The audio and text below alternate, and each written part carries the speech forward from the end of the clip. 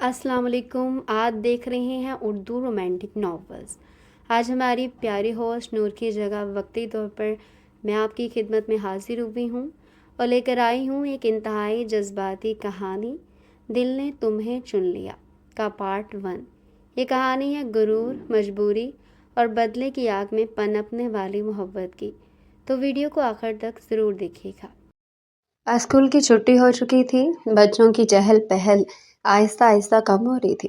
अरमीना staff room से अपना bag उठाकर बाहर निकल आई थी। सादा सी शलवार कमीज, हल्की सी थकन और चेहरे पर संजीदगी।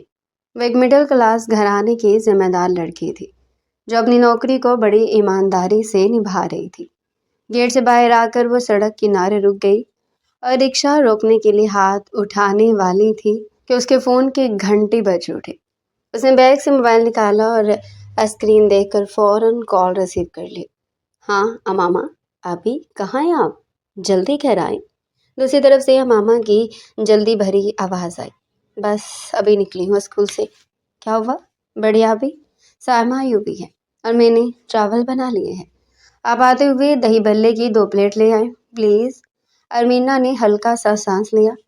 ठीक है, ले आऊँगी, तुम फिक्र ना करो।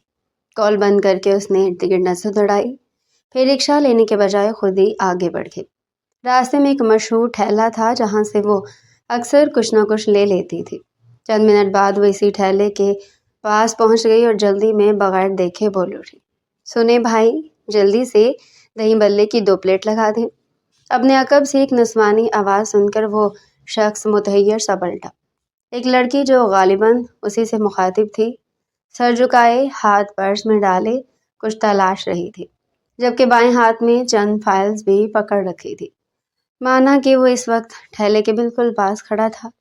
वो थोड़ी रफ हुलिये में था, लेकिन फिर भी इरहान खान कोई ठेले वाला तो नहीं लग रहा था। उसने एक नज़र आस पास दौड़ाई। भांत भांत की बोलियां, शोर शराबा और बेचने खरीदने वालों का रश। इनमें कोई भी उसे ऐसा न लगा जो इस ठेले का मालिक हो। जल्दी करें ना भाई, और दही थोड़ा ज़्यादा डाल दीजिएगा। वो अपने आप में मगन हदायत दिए जा रही थी। इसी दौरान उसके हाथ में पकड़ा फ़ोन फिर से बज उठा। उसने जल्दी से कान और कंधे के बीच दबाया। हाँ हाँ मामा, बोलो, आप ले रही हैं ना? जल्दी आए, ले रही हूँ, उसने मुख्तसर जवाब दिया और कॉल बंद कर दी। इरहान का दोस्त सामने वाले पलासे में कुछ घर का सामान लेने गया था। उसे वहीं इंतज़ार करने को कहकर चला गया था। वो पिछले आधे घंटे से उसका इंतज़ार कर रहा था और अब एक तो इंतज़ार की झंझट, दूसरा ये मोहतरमा जो बिला वजह ही सर पर मुसल्लत हुई जा रही थी। वो सख्त बदमज़ा हुआ और कौफर से सीने पर बाजू बांधे इस लड़की को देखने लगा जो दुनिया से बेनियाज मोबाइल पर कुछ टाइप कर रही थी। एक तवील मैसेज सेंड करने के बाद लड़की ने सर उठाया तो मुकाबिल नौजवान को खुद को यूं तख्ता पाकर उलझ गई। ओ भाई, सुना नहीं क्या? या गूंगे बहरे हो? उसने सवाल दागा। फिर भी जवाब न मिला तो 2 उंगलियां खड़ी करके दही बल्लों की जानिब इशारा किया, गोया अब मोहतरमा को चाहे साइन लैंग्वेज वो इस्तेमाल करनी पड़े, मगर वो दही भल्ले उसी से लेकर रहेगी।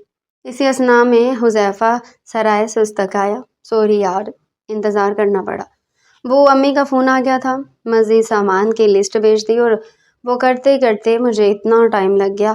चलते हैं, हुज़ैफ़ा ने कहते हुए गाड़ी की तरफ कदम बढ़ाए, मगर इरहान अभी भी इस लड़की की तरफ देख रहा था।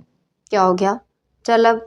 इरहान ने एक जताती हुई नज़र फीकी फीकी आंखों से खुद को तकती लड़की अरमीना उर्फ मीना पर डालते हुए आंखों पर चश्मा लगाया और जेब से गाड़ी की चाबी निकालते हुए अपनी सियासों का दरवाज़ा खोला और अंदर बैठ गया। आगे बढ़ने से पहले उसने लड़की की शक्ल पर एक अलविदाई तंजिया नज़र डाली थी, जिसके चेहरे पर शर्मिंदगी भरे तासुरात थे। वो कुछ लम्हे वहीं साकत खड़ी रही, जैसे अभी तक समझ ही ना पाई हो कि उसके साथ हुआ क्या है। फिर अचानक जैसे हकीकत ने उसे झंझोड़ा। उसने एक नज़र तेज़ी से इधर उधर दौड़ाई और फिर बेख्तियार अपने माथे पर हाथ मार लिया। या अल्लाह, ये मैंने क्या कर दिया? उसने धीमी मगर पछताई हुई आवाज़ में कहा। उसके गाल शर्मिंदगी से सुर्ख हो चुके थे। वो तेज़ी से ठेले वाले की तरफ बढ़ी जो अब वाकई उसे देखकर मुस्कुरा रहा था। बाजी दही बल्ले, उसने हल्के से छेड़ने वाले अंदाज में कहा तो अरमीना ने नजरें चुरा ली। जी, 2 प्लेट दे दे, उसने जल्दी से कहा और परस से पैसे निकालने लगी, मगर हाथ अब भी हल्के हल्के कांप रहे थे। दिल में बार बार वही मंजर घूम रहा था, उसका अंदाज, उसकी खामोशी और फिर वो गाड़ी। ये कोई आम आदमी तो नहीं था, उसके जहन में ख्याल आया। इसी दौरान उसका फ़ोन फिर बजा। हाँ अमामा, आप ही कहाँ रह गई आप? बस आ रही हूँ। ले लिए दही बल्ले? उसने मुख्तसर जवाब दिया, मगर आवाज़ में वो एतमाद नहीं था जो पहले था। कॉल बंद करके उसने प्लेटें ली और एक लम्हे को रुक कर सड़क की तरफ देखा। शायद बेख्तियार उम्मीद थी कि वो गाड़ी अभी भी कहीं नजर आ जाए, मगर सड़क पर अब सिर्फ आम ट्रैफिक थी। वो जा चुका था। एक अजीब सा खला उसके दिल में उतर गया, जिसे वो खुद भी समझ नहीं पा रही थी। वो आहिस्ता आहिस्ता चलती हुई रिक्शे तक पहुंची और बैठ गई। कहाँ जाना है बाजी?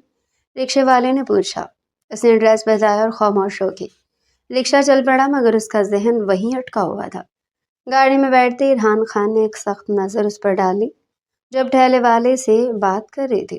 फिर उसने झटके से दरवाज़ा बंद किया और गाड़ी स्टार्ट कर दी। चेहरे पर नागवारी साफ झलक रही थी। कमाल है यार, वो ज़ेरे लब बड़बड़ाया। हद होती है। वो दिल ही दिल में उसे कोस रहा था। गाड़ी आगे बढ़ने लगी, मगर उसकी नजरें एक बार फिर बैक व्यू मिरर की तरफ उठी, जहां से वो अभी भी इस लड़की को देख सकता था। उसने चंद लम्हे खुद को गौर से देखा, फिर हल्का सा भुनों में सुकेड़ी, जिसे वाकई कंफ्यूज हो क्या हो। इसी दौरान हुज़ैफा सीट बेल्ट लगाते हुए उसकी तरफ मुड़ा। क्या बात है भाई, क्यों इस तरह खुद को देख रहे हो? काफी हैंडसम लग रहे हो आज तो, उसने हंसते हुए कहा। इरहान ने एक लम्हे को उसकी तरफ देखा, फिर हल्का सा तंजिया कहका लगाया। अच्छा, हैंडसम लग रहा हूँ? उसने दोबारा मिरर में खुद को देखा। तुम्हें पता है इस लड़की ने, उसने दांत बींचते हुए कहा, वो जो अभी अभी रिक्शे में बैठी है, उसने मुझे एक ठेले वाला समझ लिया था। हुज़ैफा एकदम से हंस पड़ा। क्या बात कर रहे हो? इरहान ने झंझला कर स्टीयरिंग पर हाथ मारा। यार मैं इरहान खान, जिस पर लड़कियां मरती हैं, एक झलक देखने के लिए खड़ी रहती हैं, और इस लड़की ने मुझे एक मामूली सा ठेले वाला समझ लिया। हद होती है यार, वह बेखुफी से बोल रहा था, मगर उसकी आंखों में अजीब सी चमक भी आ गई थी। हुज़ैफा ने हंसते हुए से देखा। भाई, पहली बार किसी ने तुम्हें वीआईपी ट्रीट नहीं दिया तो बर्दाश्त नहीं हो रहा। इरहान ने उसे घूरा, मगर अगली लम्हे खुद भी हल्का सा मुस्कुरा दिया। रात का माहौल खुशगवार था और सोसाइटी में नरम सुनहरी रोशनियां जगमग कर रही थी। इरहान खान की गाड़ी पार्किंग में दाखिल हुई और वह आज मामूल से ज़्यादा थक चुका था, क्योंकि आज न चाहते हुए भी उसे बार बार शॉट देना पड़ा। उसका आज ध्यान ही काम की तरफ बिल्कुल नहीं था। फिर उसके बाद वो सब देखना भी था कि शूटिंग ठीक हुई है या नहीं। बाकी के सारे काम निपटाते उसकी बस हो चुकी थी। हर चीज़ ने उसे जिस्मानी और ज़हनी तौर पर उकता दिया था। जैसे वो लाउंज में दाखिल हुआ, उसकी नज़र माँ मिसिस खान और भाभी रूबी पर पड़ी, जो सोफे पर बैठकर खामोशी से एक दूसरे की तरफ देख रही थी। मिसिस खान ने अपने चेहरे पर हल्की सी मुस्कुराहट सजाई और रूबी भी एक नरम मगर दिलचस्प मुस्कुराहट के साथ इरहान की तरफ देख रही थी। अस्सलाम मोम एंड भाभी, इरहान ने थकन से भरा हुआ सलाम किया और अपने लिए जगह बनाते हुए बैठ गया। उसकी आंखों में अभी भी शूटिंग की थकन साफ नजर आ रही थी। रूबी ने उसके अस्सलाम के जवाब में सर हल्का सा खम किया, फिर कुछ लम्हों के लिए उसे गौर से देखा। तो उसके देखने पर इरहान के दिल में अजीब सी नागवारी उभरी। ये भाभी का अंदाज, ये निगाहें कभी कभार कुछ ज़्यादा ही अजीब फरेबी लगती थी। उसे न जाने ये औरत कभी भी ठीक नहीं लगी थी, और इस बात का इजहार उसने एक बार अपनी मॉम के सामने किया तो उन्होंने उसे बुरी तरह झिड़का। किस तरह भाभी के बारे में नहीं बोलते, मगर वो जानता था कि इस औरत के अंदर कुछ ना कुछ खराबी ज़रूर है। मॉम, आपका टूर कैसा रहा? अरे रेहान, बहुत अच्छा रहा, सब ठीक था। तुमने भी आज अच्छा काम किया, बहुत ज़बरदस्त। मुझे बता रहा था राफे कि तुमने मेरा भी काम संभाला हुआ था। फ़ख्र है मुझे तुम पर, मिसिस खान ने हल्की मुस्कुराहट के साथ कहा। खैरियत आप रूबी भाभी? مجھے ایسے کیوں دیکھ رہی ہیں؟ ارحان نے روبی کی طرف دیکھتے ہوئے پوچھا۔ بس دیکھ رہی تھی دیور جی ماشاءاللہ بڑے پیارے لگنے لگے ہیں کسی کو۔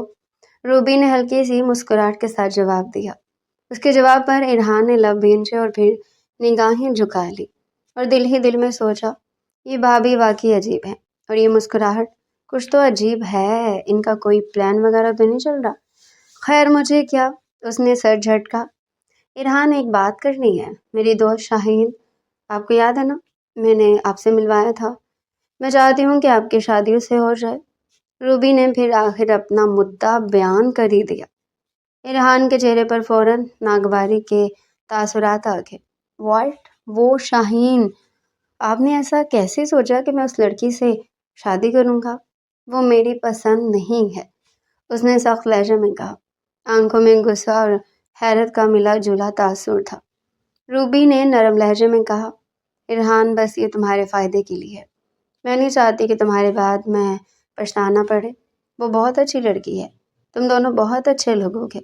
وہ میری پسند نہیں، سیدھی صاف بات ہے۔ روبی نے اس کی بات پر بے چینی سے پہلو بدلا۔ ٹھیک ہے، اگر تم چاہتے ہو کہ تمہیں یہاں نہیں کرنا رشتہ تو رشتے والی کو میں خود بتا دوں گی۔ بس تم مجھے ایکسپلین کر دو تمہیں کیسی لڑکی چاہیے، وہ تمہارے لیے ویسے ہی رشتہ ڈھونڈے گی۔ مسز خان نے ہلکی مسکراہٹ کے ساتھ کہا۔ ارحان جھٹکے سے اٹھ کھڑا ہوا، دل میں انتہائی جھنجھلاہٹ تھی۔ آخر آپ سب کو مسئلہ کیا ہے میرے آزاد رہنے سے؟ مجھے کہیں بھی شادی نہیں کرنی، وہ جھنجھلا کر بولا۔ روبی نے اپنے غصے پر قابو پاتے ہوئے ناگواری کو دبا کر کہا، ارحان بس یہ تمہارے فائدے کے لیے ہے، تمہیں سمجھنا ہوگا کہ کبھی کبھی لوگ ہماری زندگی کے بہترین فیصلے ہمارے لیے کر دیتے ہیں، اور شاید وہی میں ہوں جو تمہارے لیے بہترین سوچ رہی ہوں۔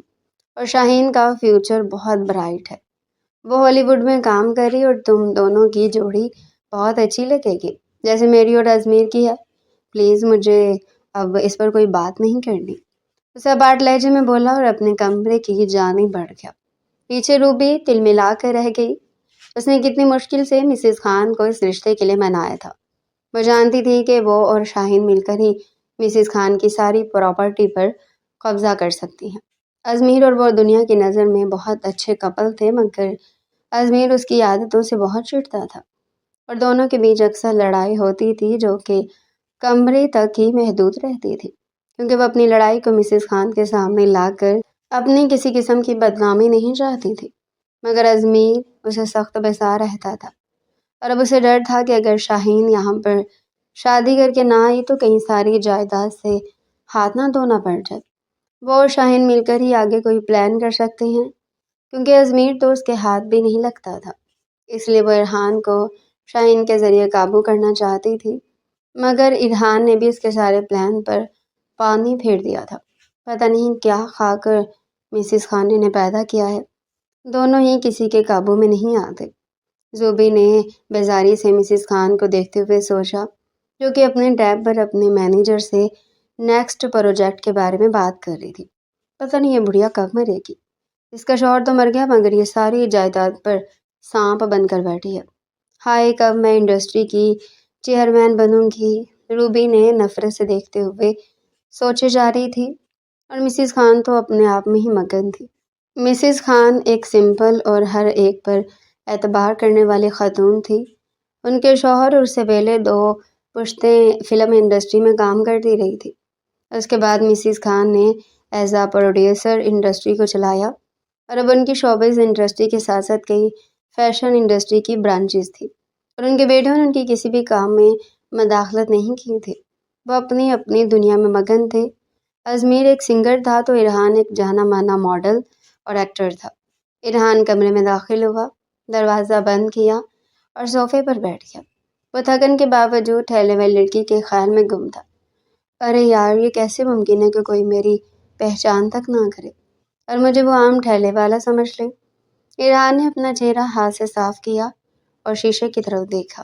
وہ اپنے 6 پیک اور پروفیشنل حلیے کو غور سے دیکھ رہا تھا، اور دل ہی دل میں سوچ رہا تھا یہ لڑکی واقعی غیر معمولی ہے، اور کیسے اس کی جرأت ہوئی کہ وہ مجھے وہ دہی بلوں والا سمجھ لے۔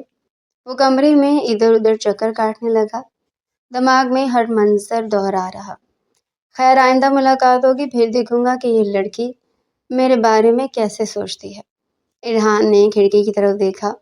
باہر کی رات کے منظر میں شہر کی روشنیوں نے ایک عجیب سکون دیا، مگر دماغ ابھی بھی ٹھہلے والی لڑکی کے خیال سے بھرا ہوا تھا۔ وہ اپنے اندرونی جذبات کو سمجھنے کی کوشش کر رہا تھا۔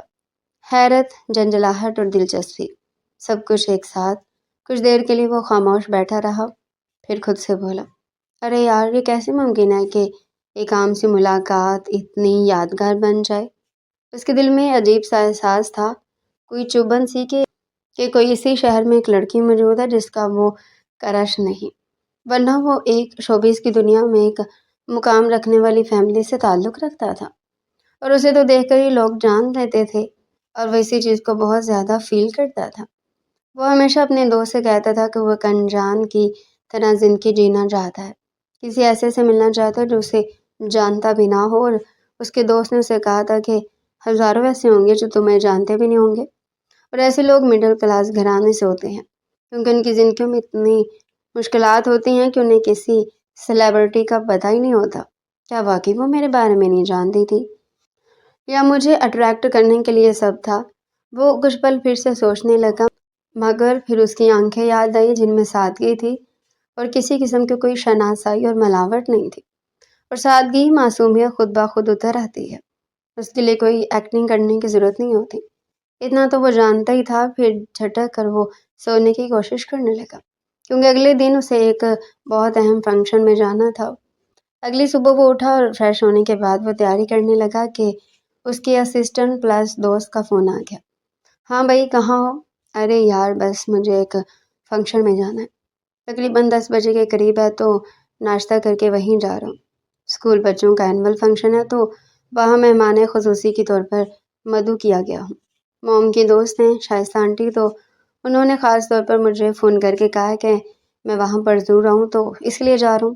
تمہیں پتہ ہے نا، مجھے بچوں سے بڑی چڑ ہے، اور دیکھو میرا نصیب، آج مجھے صبح صبح ان شیطانوں کا دیدار ہوگا۔ اف، میرا دن پتہ نہیں کیسے گزرے گا۔ وہ بیزاری سے بولا تو دوسری طرف سے رافع کہکا لگا کر ہنس پڑا، توبہ ہے، کچھ نہیں ہو سکتا تمہارا، چل بیسٹ آف لک، میں پھر تم سے بات کرتا ہوں۔ رافع نے کہتے ہوئے کال کاٹ دی۔ تیار ہونے کے بعد وہ اسکول پہنچا تھا، اور شائستہ میڈم نے اس کا گیٹ پر بڑا پرتپاک استقبال کیا۔ پھر اسے لے کر ایک ہال میں داخل ہوئی، اور اسے سب سے اگلی لائن پر مہمان خصوصی کی کرسی پر بٹھایا گیا۔ وہ سیدھا ہو کر بیٹھا ہی تھا کہ اسٹیج پر ڈائس پر موجود لڑکی کو دیکھ کر تھم گیا۔ وہ کوئی اشعار پڑھ رہی تھی۔ اس کے ساتھ ہی اس نے مسکرا کر ایک طائرانہ نگاہ ہال پر ڈالی۔ جی، تو آج ہمارے مہمان خصوصی مسٹر اے کے یہاں پر تشریف لا چکے ہیں۔ میں انہیں کہتی ہوں کہ وہ ڈائس پر آئیں اور ہمارے بچوں سے تھوڑی سی گفتگو کریں۔ اس نے کہتے ہوئے نگاہ مہمان خصوصی کی کرسی پر ڈالی تو اس کی مسکراہٹ سکڑ گئی۔ اس کے چہرے پر گھبراہٹ اور شرمندگی بھرے تاثرات ابھرے۔ وہ دھیما سا مسکراتا ہوا ڈائس پر آیا اور بچوں سے تھوڑی دیر گفتگو کی، اور بچے پھر اسے آٹوگراف لینے لگے۔ بچوں سے زیادہ تو اس کی ممی اسے آٹوگراف لے رہی تھی۔ وہ آٹوگراف دیکھ کر فارغ ہوا تو شائستہ میڈم نے ارمینا کو پاس بلایا۔ ارمینا، مسٹر اے کے کو میرے آفس میں لے جاؤ اور انہیں پانی وغیرہ پلاؤ۔ شائستہ میڈم نے کہا تو وہ سر ہلاتی ہوئی اندر کی جانب بڑھ گئی، اور وہ اس کے پیچھے چلا آیا۔ آپ پلیز بیٹھیے، میں آپ کے لیے جوس منگواتی ہوں۔ وہ کہتے ہوئے باہر مڑنے لگی تو ارحان نے اسے پکارا، ارے رک جائیے میڈم، کیا نام تھا آپ کا؟ ہاں، ارمینا۔ جی تو مس ارمینا، میں ڈائٹنگ پر ہوں اور جوس وغیرہ نہیں لیتا۔ آپ ایک کام کیجیے، میرے لیے سادہ پانی بس منگوا دیجیے۔ جی ٹھیک ہے، میں منگواتی ہوں، اس نے کہتے ہوئے باہر کھڑے ملازم کو پانی لانے کے لیے کہا، اور خود سائڈ پر کھڑی ہو کر موبائل پر نہ جانے کیا دیکھ رہی تھی۔ مس ارمینا، آپ کے یہاں رواج نہیں ہے مہمان سے گفتگو کرنے کا؟ ارے میں بور ہو رہا ہوں، کوئی بات کیجیے۔ وہ کہتا وہ اٹھ کر اس کے قریب آنے لگا، اور وہ گھبرا کر پیچھے کو ہونے لگی، یہاں تک کہ اس کی پشت پیچھے دیوار سے جا لگی۔ بیک سائڈ پر ٹیبل تھا اور دوسری طرف سائڈ پر چیئرز، اور وہ قریب آتے دیوار پر ہاتھ رکھتے اس پہ جھکا۔ اب آپ میرے بارے میں جانتے ہیں کہ میں کون ہوں؟ ارحان نے مسکراتے ہوئے پوچھا۔ نہیں، مطلب ہاں۔ لو، یہ کیا بات ہوئی؟ صرف نہیں یا پھر ہاں بولیے، کنفیوز مت کیجیے مجھے بھی اور اپنے آپ کو بھی۔ چلیے بتائیے میرے بارے میں جانتی ہیں میں کون ہوں؟ جی شائستہ میڈم نے بتایا تھا کہ آپ ایک سیلیبریٹی ہیں، اس کے علاوہ میں کچھ نہیں جانتی، اور پلیز آپ دور ہٹ کر بات کیجیے مجھ سے۔ وہ مسلسل اس کی طرف دیکھنے سے گریز کر رہی تھی۔ نگاہیں چرانے والا جھوٹا ہوتا ہے، اس کا مطلب جھوٹ بول رہی ہو؟ مطلب میری فین ہو، جانتی بھی ہوگی میرے بارے میں، مجھے پٹانے کے لیے یہ ایکٹنگ تو نہیں کر رہی تم؟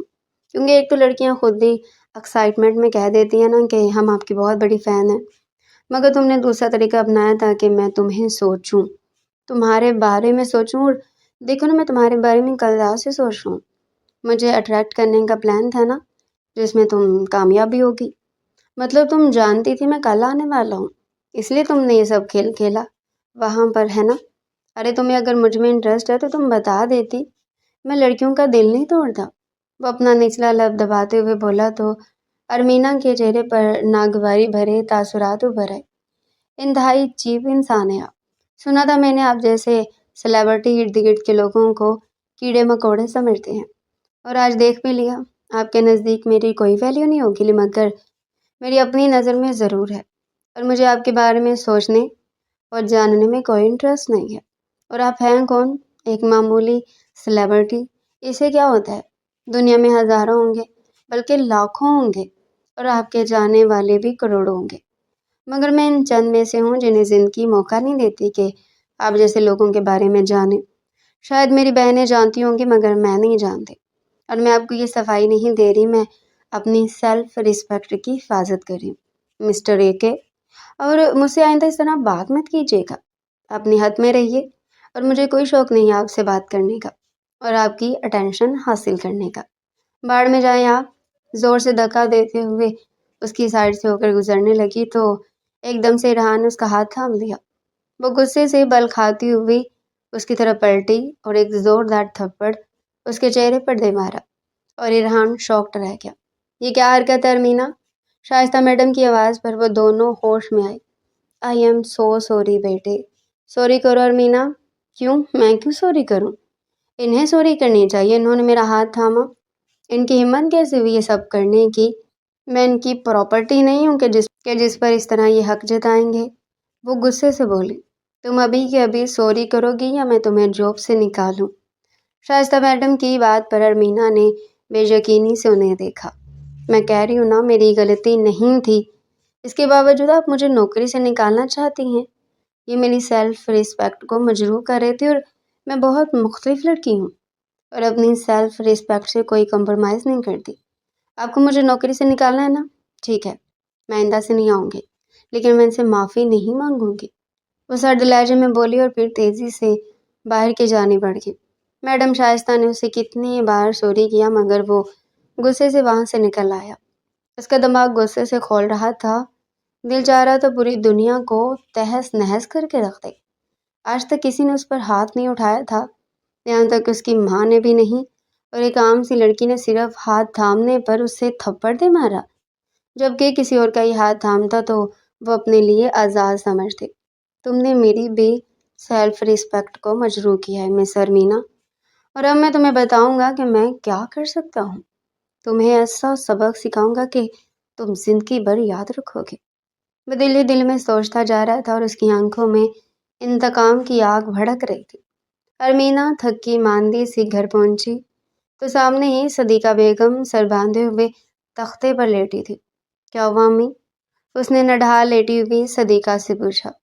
صبح سے بی پی اتنا ہائی امی کا، اور اوپر سے چیسٹ پین بھی ہو رہا ہے، کتنی بار کہہ چکی ہوں میں کہ چلو ٹیسٹ کروانے چلتے، مگر مانتی ہی نہیں ہے، امامہ نے نم لہجے میں کہا۔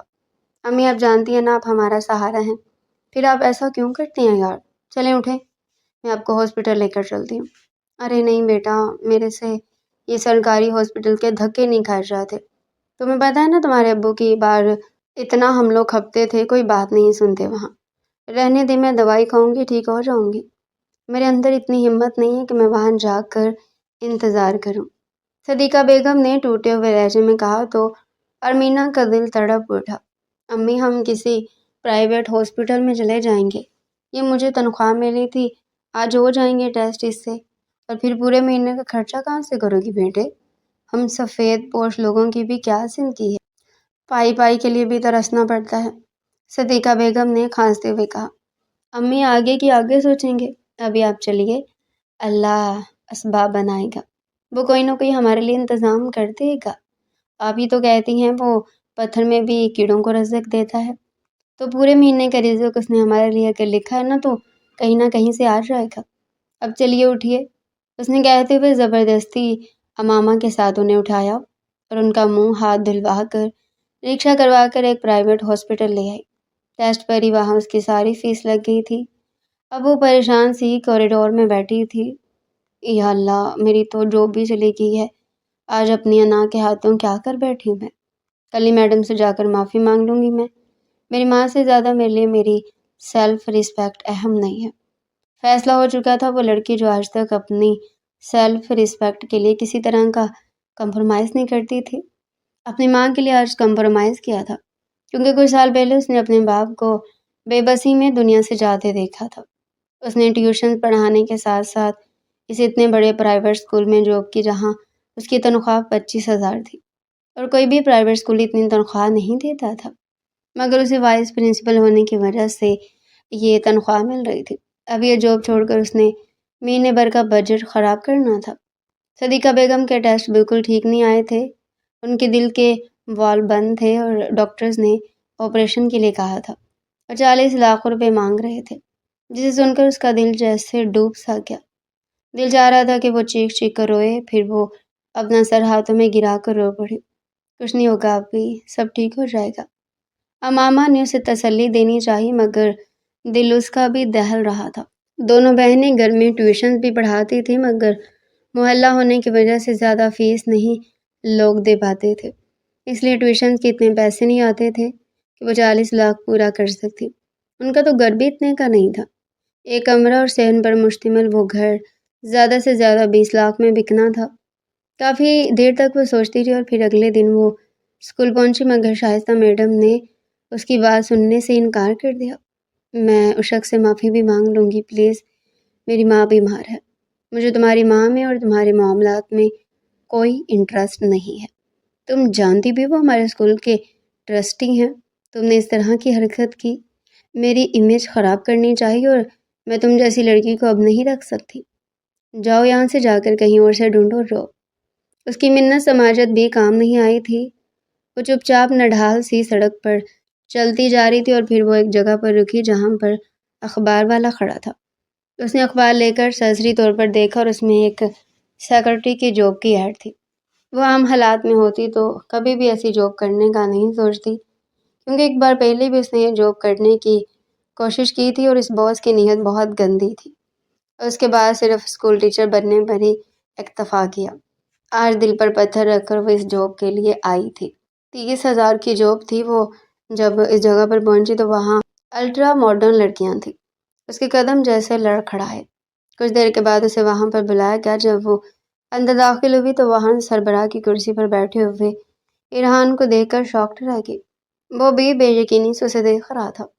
ارمینہ کے لیے اپنے پیروں پر کھڑا ہونا دشوار ہونے لگا۔ وہ بے اختیار مڑ کر وہاں سے جانا چاہتی تھی کہ ایک دم سے ارحان نے اسے پکارا، مس ارمینہ، اپنا انٹرویو نہیں دیں گی آپ؟ وہ لب کو چلتی ہوئی اس کی طرف پلٹی۔ آپ مجھے رکھیں گے ہی نہیں؟ میں جانتی ہوں میں اپنی مزید انسلٹ نہیں کروا سکتی۔ آپ سے کس نے کہا میں نہیں رکھوں گا؟ مجبور لگ رہی ہیں آپ، اگر آپ چاہیں تو میں آپ کی مدد کر سکتا ہوں، اتنا بھی برا نہیں ہوں میں۔ وہ اٹھ کر پاس آتے ہوئے بولا تو ارمینہ کی آنکھوں میں حیرت تہرائی، کیا آپ سچ میں مجھے یہ جاب دے دیں گے؟ وہ کپکپاتے لبوں سے بولی، جی ہاں بالکل، بس آپ کو یہ بتانا ہوگا آپ کو یہ جاب کیوں چاہیے۔ وہ مسکراتے ہوئے بولا، سر پلیز میری جاب چھوٹ گئی، مجھے ارجنٹ جاب کی ضرورت ہے جس میں مجھے 40-50 لاکھ کا لون بھی مل جائے۔ میں اپنے رویے کے لیے آپ سے معافی مانگتی ہوں، پلیز معاف کر دیں اور مجھے یہ جاب دے دیجیے پلیز سر۔ اس کی آنکھیں ہی چھلک اٹھی تھی۔ تمہیں اس طرح سے بے بس دیکھ کر مجھے کتنی خوشی ہو رہی ہے، اس کا اندازہ نہیں لگا سکتی تم نے میرے منہ پر تھپڑ مارا تھا نا، اب میں تمہیں برباد کر دوں گا۔ میں یہ کوشش کروں گا کہ تمہیں کہیں بھی جاب نہ ملے، تم یوں ہی تڑپو، پھر سے میرے قدموں میں آؤ، تمہاری انا ٹوٹ جائے۔ بہت عزت نفس کی دعائیں دے رہی تھی نا، اب دیکھنا کیسے تمہاری عزت نفس کو کچل کر رکھ دوں گا۔ تو جیسی لڑکیوں کی اوقات نہیں کہ ان کی عزت بھی کی جائے۔ وہ نفرت سے بولتا جا رہا تھا۔ اپنی غلطی کی معافی مانگ رہی ہو نا؟ پلیز مجھے معاف کر دیجیے۔ آپ واقعی صحیح ہیں، قدموں میں گر چکی ہوں آپ کے۔ مجھے ایسی لڑکیوں کی واقعی کوئی عزت نہیں ہوتی۔ پلیز مجھے جاب کی بہت ضرورت ہے، پلیز سر۔ وہ ہاتھ جوڑتے ہوئے زمین پر بیٹھ چکی تھی اور ارحان کو نہ جانے اس کا یہ انداز برا کیوں لگ رہا تھا۔ پھر سر جھٹک کر اس نے اپنے دل پر جیسے بند باندھا۔ ٹھیک ہے، ایک شرط پر، اگر تم ابھی اور اسی وقت مجھ سے نکاح کرو گے، میں تمہیں یہ جاب دے دوں گا۔ ارحان کی بات پر اس نے بے یقینی سے سر اٹھا کر اسے دیکھا۔ ارمینا کے چہرے پر حیرت، غصہ اور بے یقینی کا ایک ساتھ طوفان اٹھایا۔ اس نے جیسے اپنے کانوں پر یقین ہی نہ کیا ہو۔ چند لمحوں تک وہ صرف اسے تکتی رہی، پھر اچانک اس کے جڑے ہوئے ہاتھ لرز اٹھے۔ کیا کہا؟ آپ نے نکاح کروں؟ ایسا کیسے ممکن؟ اس کی آواز کانپ رہی تھی۔ ارحان خان نے آہستہ سے مسکراہٹ کے ساتھ سر ہلایا۔ اس کی آنکھوں میں انتقام کی وہ آگ اب بھی بھڑک رہی تھی جو تھپڑ والے دن سے بجھ نہ سکی تھی۔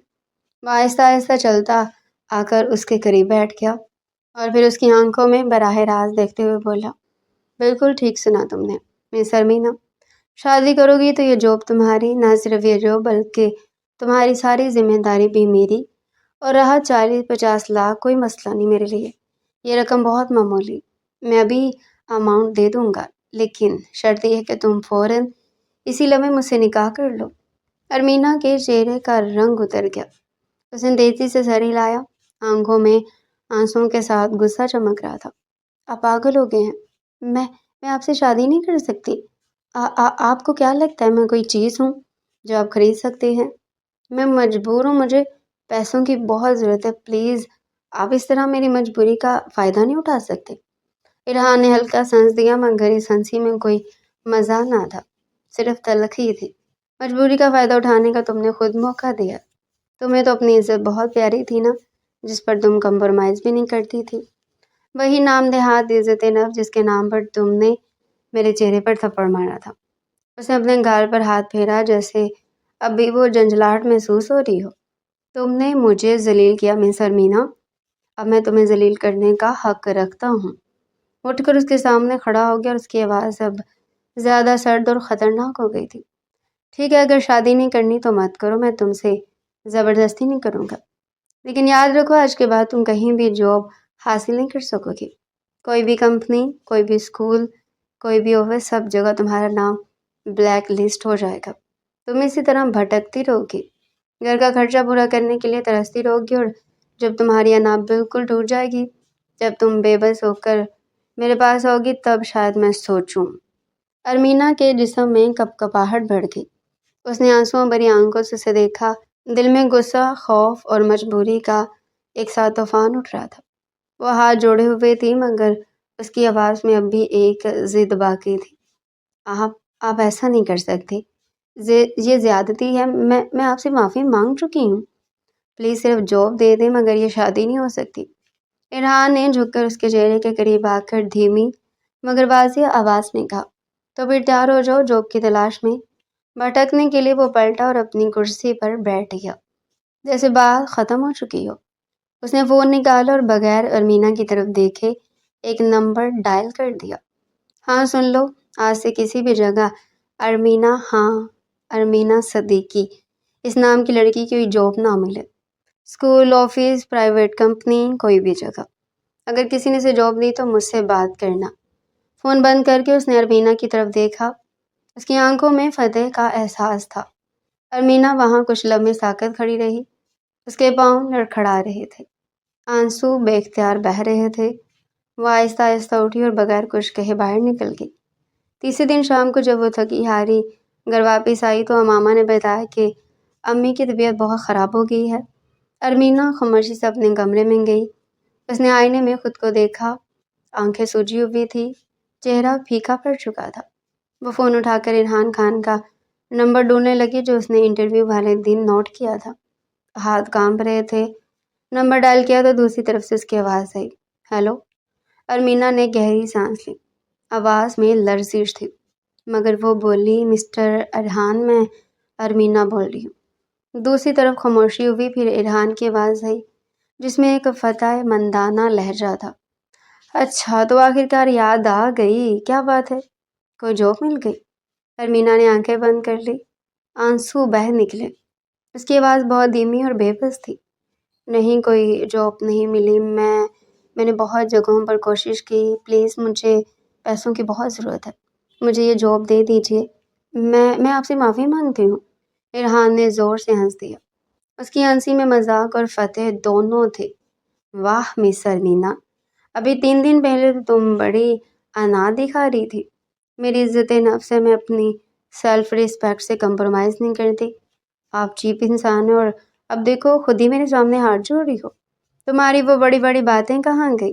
عزت نفس کی دہائی دینے والی لڑکی اب پیسوں کے لیے میرے قدموں میں آ ہی گئی ہے۔ کتنی جلدی انا ٹوٹ گئی تمہاری۔ ارمینہ نے کچھ نہ کہا، بس آنسوؤں سے بھری آواز میں دوبارہ بولی، پلیز سر، مجھے پیسوں کی بہت ضرورت ہے، میں کچھ بھی کرنے کو تیار ہوں، بس یہ جاب دے دیجیے۔ ارحان نے ہنستے ہوئے کہا، اوہ کچھ بھی کرنے کو تیار ہو؟ گڈ، تو سن لو، اگر تم میری بات نہیں مانو گی، مجھ سے نکاح نہیں کرو گی، تو میں یہ بات یقینی بنا لوں گا کہ تمہیں کوئی بھی جاب نہ ملے۔ تم بھی جان لو گی کہ ارحان خان کی راہ میں آنے والی لڑکیوں کو کیا انجام ملتا ہے۔ تم اسی طرح بھٹکتی رہو گی، گھر کا خرچہ پورا کرنے کے لیے ترستی رہو گی۔ اب فیصلہ تمہارا ہے، یا تو فوراً میرے ساتھ نکاح کر لو یا پھر زندگی بھر بھٹکتی رہو۔ ارمینہ کا دل ڈوب گیا، اس نے کرب سے آنکھیں بند کر لی، دل میں طوفان اٹھ رہا تھا۔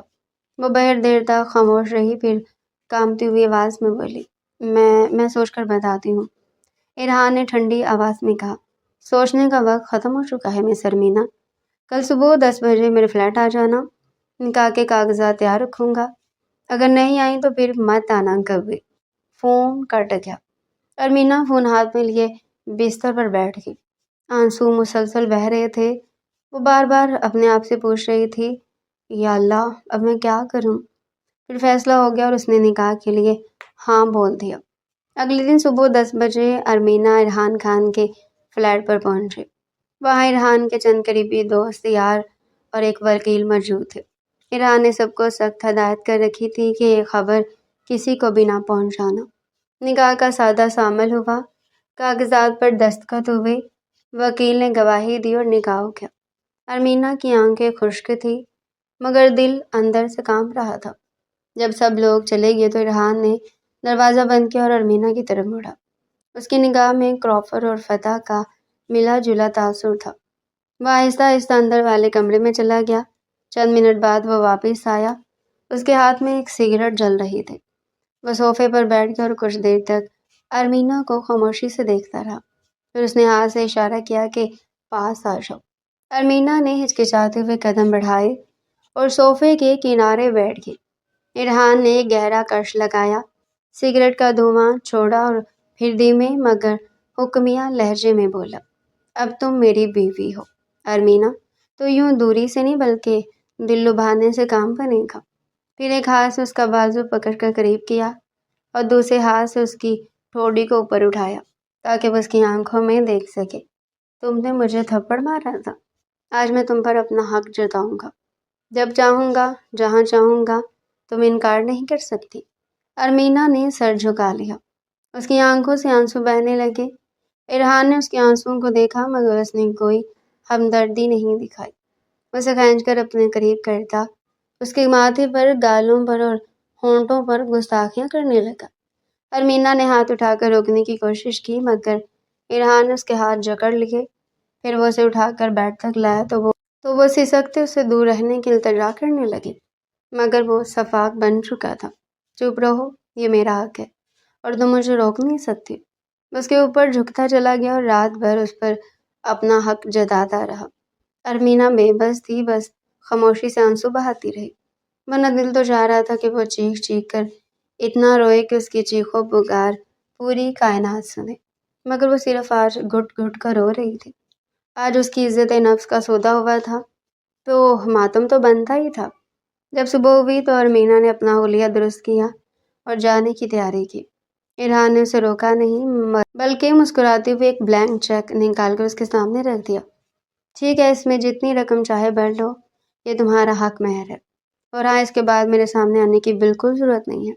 جاب کی اگر ضرورت ہوگی تو کہیں اور کر لینا، تمہارے راستے کی رکاوٹ نہیں بنوں گا۔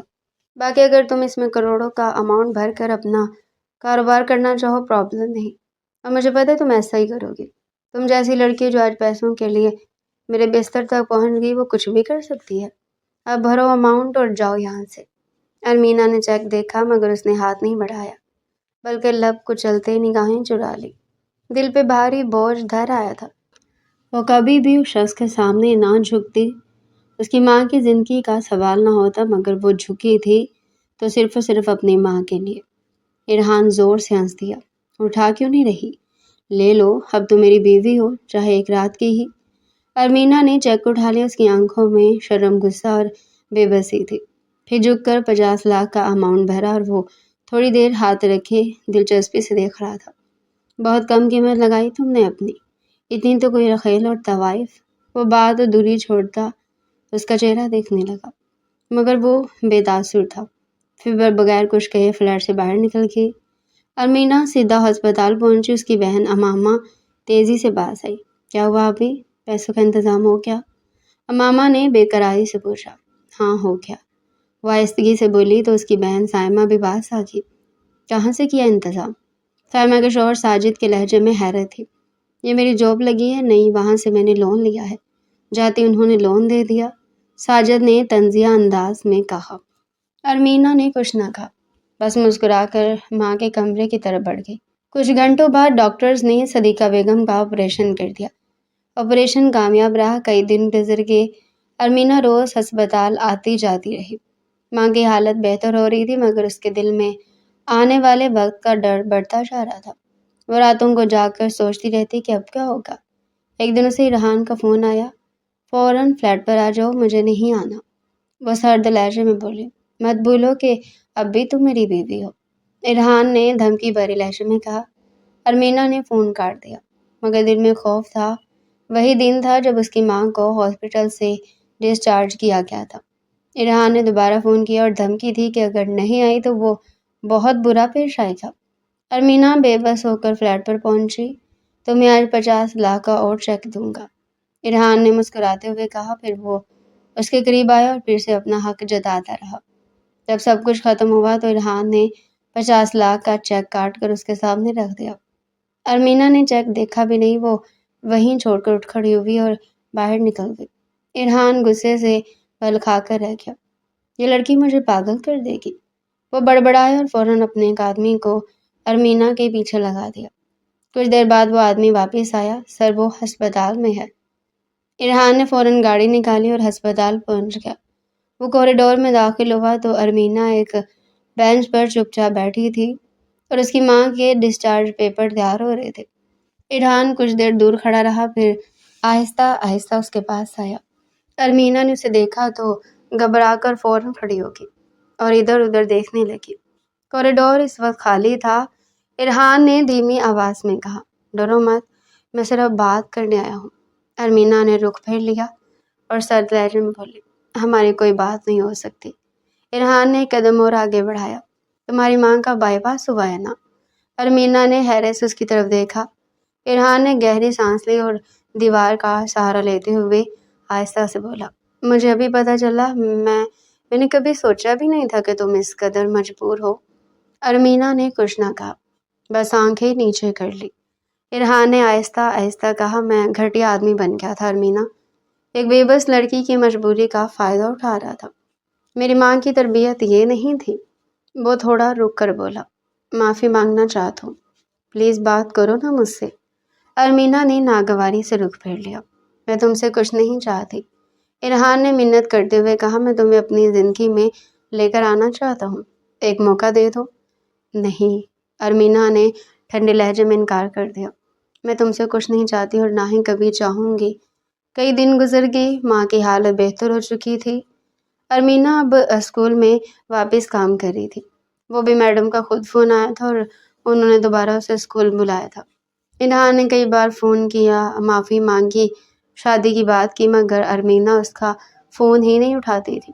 ایک دن ارمینا کی اسکول واپسی پہ طبیعت خراب ہوئی اور وہ ڈاکٹر کے پاس گئی۔ جب ڈاکٹر نے بتایا کہ وہ حاملہ ہے تو ارمینا جیسے دھڑام سے بیٹھ گئی۔ اس کے ہاتھ پاؤں ٹھنڈے پڑ گئے۔ وہ گھر آ کر بستر پر لیٹ گئی اور بہت دیر تک روتی رہی۔ پھر اس نے فیصلہ کر لیا۔ اگلے دن وہ ارحان کو پارک میں آنے کا کہہ کر وہاں پہنچی اور اسے ملنے کا انتظار کر رہی تھی۔ ارحان بھی آفس کے سارے کام چھوڑ کر فوراً گاڑی لے کر پارک پہنچ گیا۔ ارمینا ایک بینچ پر بیٹھی تھی۔ ارحان اس کے پاس آیا اور بیٹھ گیا۔ تم نے بلایا تھا؟ ارمینا نے سیدھا اس کی آنکھوں میں دیکھا اور دھیمی آواز میں بولی، میں پریگننٹ ہوں۔ ارحان ایک لمحے کے لیے جیسے جم سا گیا، پھر اس کے چہرے پر خوشی کی لہر دوڑ گئی۔ سچ؟ تم پریگننٹ ہو؟ وہ خوشی سے بولا، یہ تو بہت اچھی خبر ہے ارمینا۔ ارمینا نے اس کی بات کاٹتے ہوئے کہا، میں اس بچے کو ابارٹ کروانا چاہتی ہوں۔ ارحان کا چہرہ فوراً اتر گیا۔ وہ چپ سا ہو گیا۔ کچھ لمحے خاموش رہنے کے بعد وہ آہستہ سے بولا، پلیز میری بات مانو، میں اس بچے کو اپنا نام دوں گا، میں تمہیں اپنا نام دوں گا، تمہیں وہ عزت اور مقام دوں گا اس معاشرے میں جس کی تم حقدار ہو۔ ارمینا اس کا ہاتھ جھٹک کر اٹھ کھڑی ہوئی۔ مجھے آپ جیسے گھٹیا انسان کے ساتھ نہیں رہنا اور نہ ہی آپ جیسے گھٹیا آدمی کے بچے کو جنم دینا۔ اسی لیے بہتر یہی ہے کہ آپ اپنے اثر و رسوخ کا استعمال کر کے مجھے یہ بچہ ابارٹ کروانے دیں۔ اس کے بعد طلاق نامے پر دستخط کر کے مجھے اس بے نام رشتے سے آزاد کر دیجیے۔ مجھے نہیں رہنا آپ جیسے قابل نفرت انسان کے ساتھ۔ ارحان نے فوراً اٹھ کر اس کا ہاتھ تھام لیا۔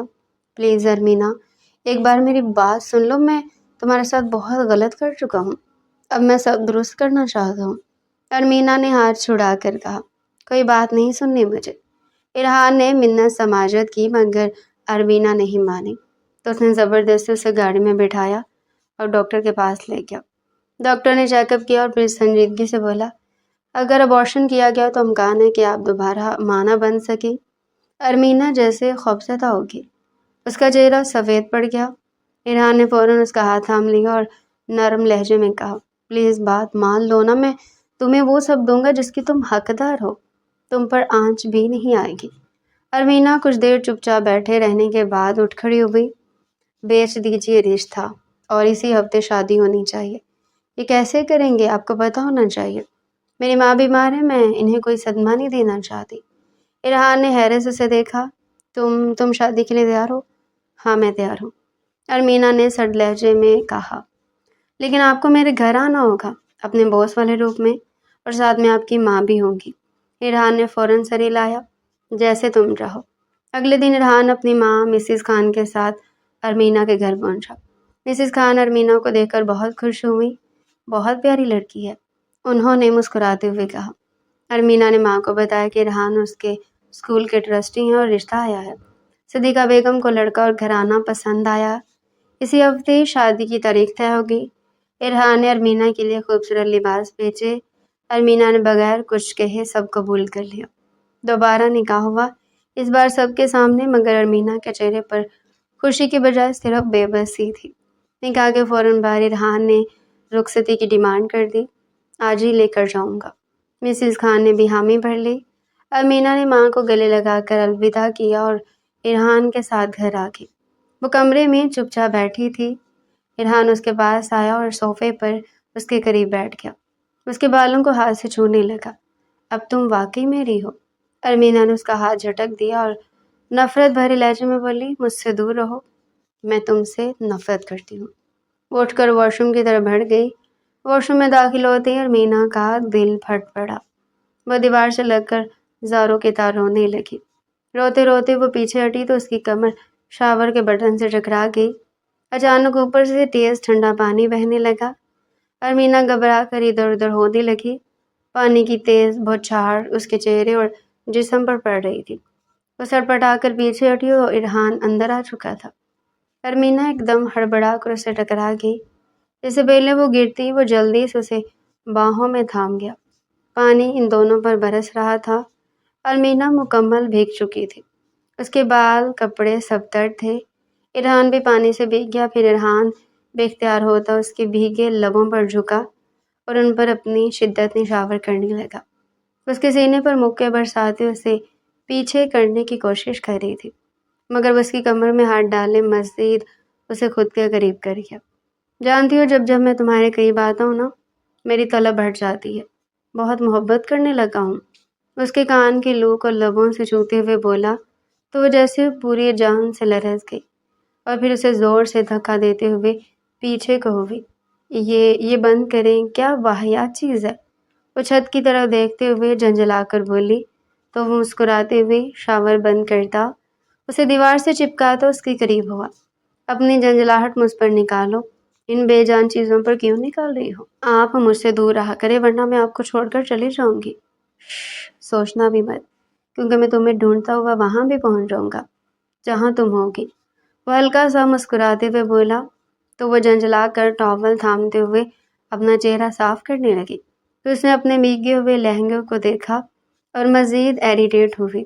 پلیز آپ باہر جائیے، مجھے کپڑے چینج کرنے ہیں، میرے سامنے ہی کر لو، اگر چاہو تو ہیلپ بھی کر دیتا ہوں۔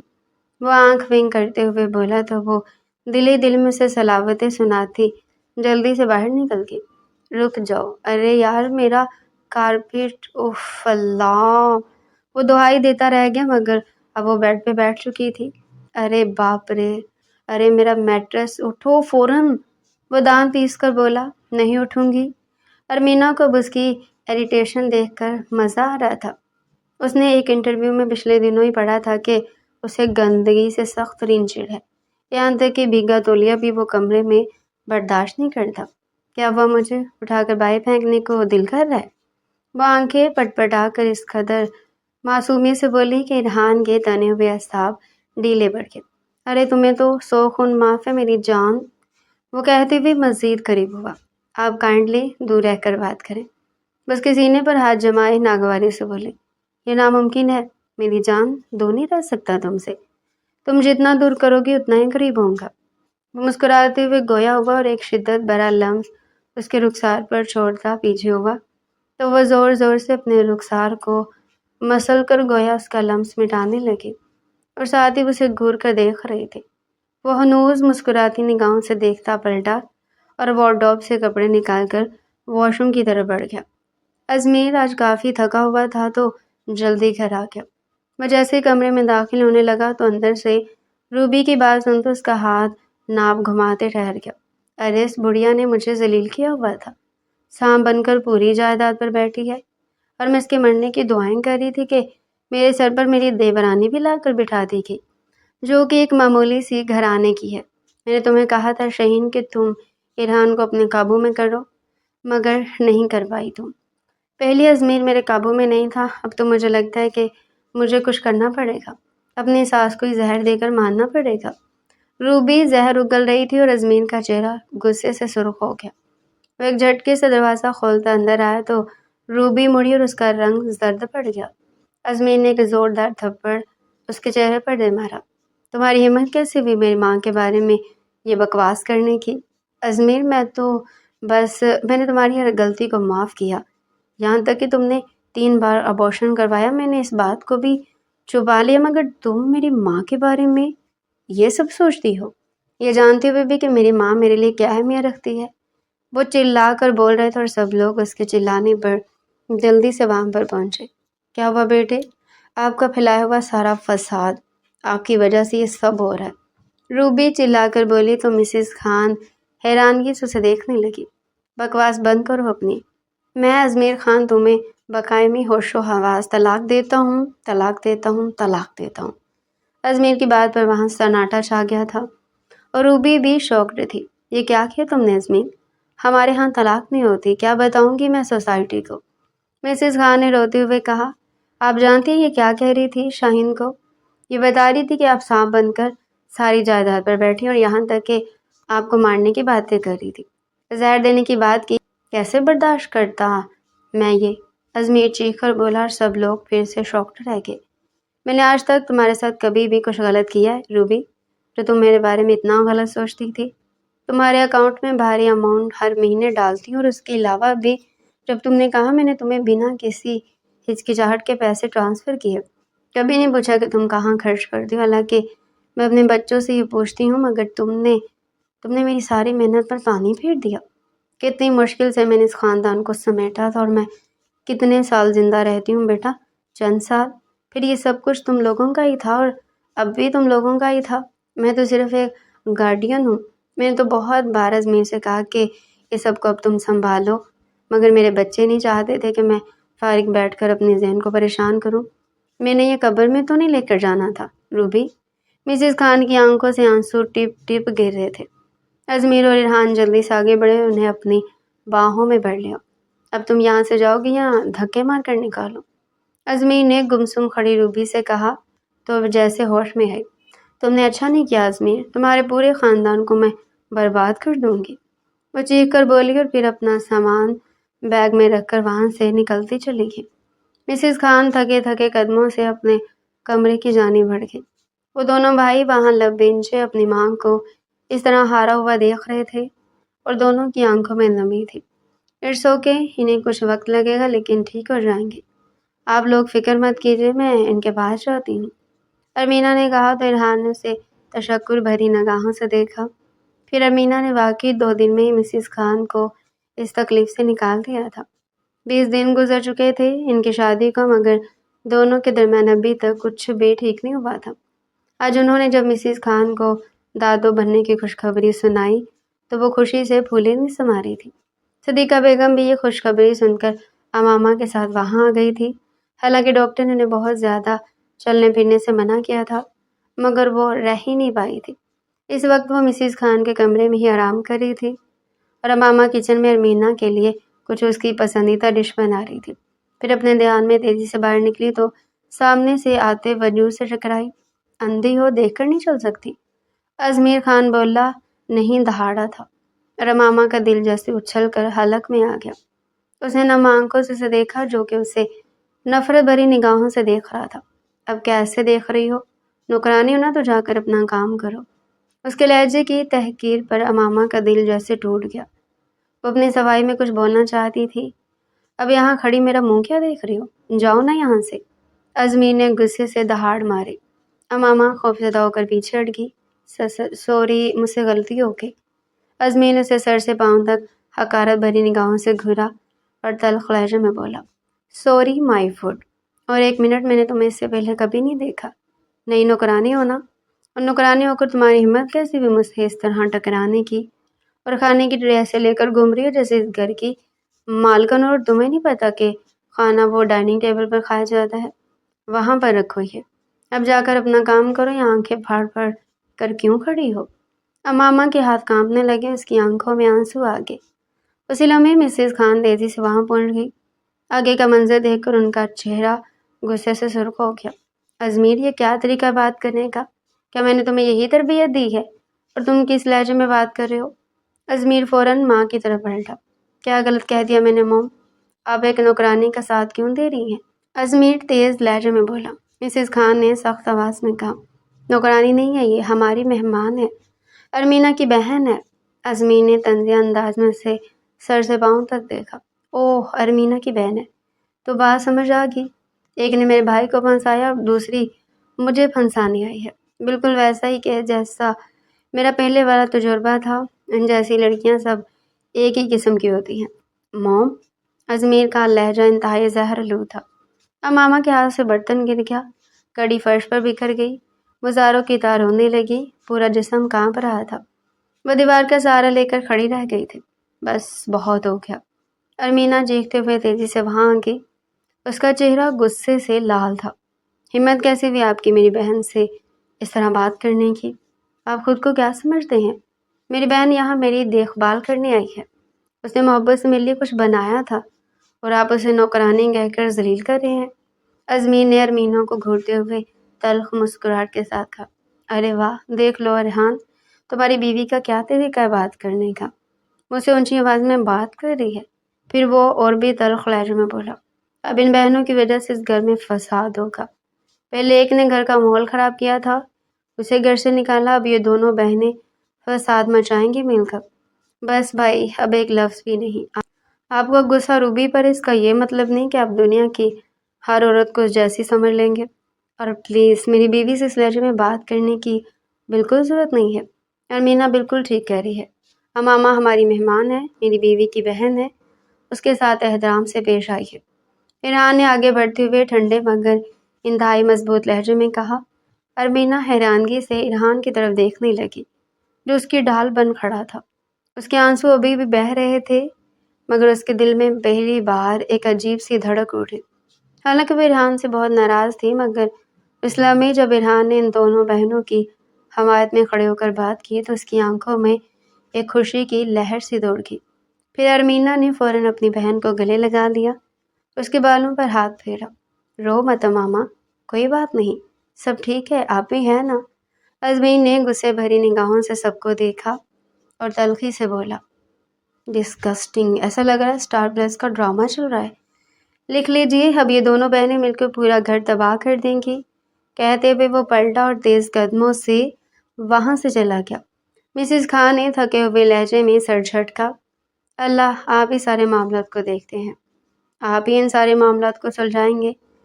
میرا بچہ جس کے اخلاق کی سب مثالیں دیتے تھے، وہ اتنا بد اخلاق ہو گیا، میرے بچے کے دل میں نفرت پیدا ہوگی ہر عورت کے لیے۔ اے اللہ، اس کے ٹوٹے بکھرے وجود کو سنبھال لو، اس سے پہلے کہ وہ بھٹک جائے۔ وہ دل ہی دل میں دعا کرتے جا رہی تھی، ارمینا، ماما کو لے کر اپنے روم میں جاؤ اور پلیز آنٹی کو کچھ مت بتانا، میں بھیا کی طرف سے معافی مانگتا ہوں۔ تم جانتی ہو نا انہوں نے جو کچھ کہا ہے نا، اس کے بعد ان کا رویہ ایسا ہو گیا ہے۔ ارحان نے کہا تو وہ سر اس بات میں ہلاتی ہوئی ماما کو لے کر اپنے روم کی جانب بڑھ گئی۔ تو دوستو، کیسی لگی آپ کو ارمینا اور ارحان کی کہانی؟ آپ کی ہوسٹ نور کل اس کہانی کا دوسرا اور آخری حصہ لے کر آپ کی خدمت میں خود حاضر ہوں گی۔ تب تک کے لیے کمنٹ میں اپنی رائے ضرور دیں، چینل کو سبسکرائب کریں اور ویڈیو کو لائک کرنا نہ بھولیں۔ مجھے اجازت دیجیے، اللہ حافظ۔